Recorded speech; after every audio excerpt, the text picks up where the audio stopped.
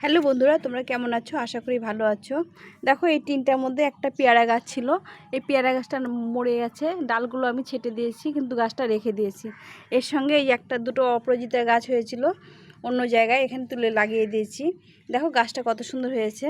এই গাছটাকে আমি এখন এই পেয়ারা গাছের মধ্যে সঙ্গে লাগিয়ে দিলাম, যাতে এই গাছটার সঙ্গে ব্যালেন্স করে গোটা গাছটা ছেয়ে যায়। আস্তে আস্তে ছড়িয়ে গিয়ে এই ডালের সঙ্গে পেঁচিয়ে পেঁচিয়ে এই গোটা গাছটা ছড়িয়ে যাবে। আর এই টিনের মধ্যে এই দেখো, এই ফুটোর মধ্যে থেকে একটা পাকুড় গাছ হয়েছে। এই গাছটাকে আমি বনসাই করব। এই যে মাথাগুলো ছেটে ছেটে দিই, এই এখান থেকে মাথা ছেটে দিয়েছি। এটা আস্তে আস্তে এখানে বনসাই করব। গাছটা কত মোটা হয়েছে দেখো, শিকড় ছেড়েছে। বড় জায়গায় অপরাজিতা গাছ লাগালে গাছের ফুলটা বেশি পাওয়া যায় আর সুন্দরভাবে গ্রোথ হয়।